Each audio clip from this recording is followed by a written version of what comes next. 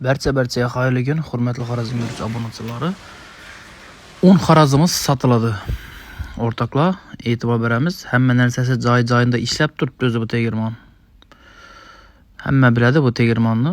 Muzaffarona tegirmoni bilan un xarazi bo'ladi. Hamma narsasi joy-joyida ishlab turibdi. Tamam, tayyor biznes olib borasan, boshqa joyga qurasan, ajoyib. Bundan hali un xarazi solib, bankrot bo'lgan odam yo'q bu narsadan. Bemalol telefon nomerlarini qoldiramiz, murojaat qilsa kelishgan narxlarda sotiladi. Sizdan emas, o'rtoqlar, un xarazini o'zi, vol-pol hamma narsasi sotiladi. Seplar ham bor o'rtoqlar. Tayyor olib borasiz, joylashtirasiz, xolasangiz uyda, xolasangiz yo'l chetlarida. O'rtoqlar, xullas tayyor biznes. Pulim bor, nishatin deb o'tirmaysan, sirazi kelasiz.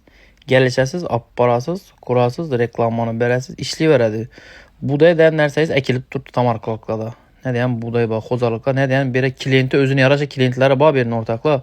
Hamma biladi-ku bu xarazni, oq-oppoq chiqarib beradi, un xarazi bo'ladi. Bu yerda o'zlarimiz ham shunday chiqaramiz budaylarimizni. Tamarkani budaylarini un etib chiqariladi. Xullas tayyor biznes. Kimga qiziqarli bo'lsa, telefon berasizlar.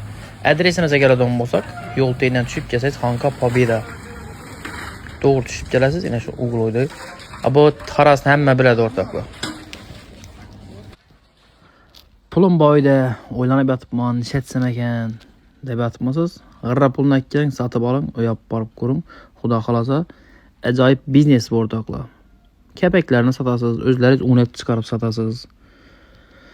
Xullas, tayyor biznes. Pulni ishlatib tashlaysiz. Bu videoni danish bilish do'stlarimizga tarqatib qo'yamiz o'rtoqlar.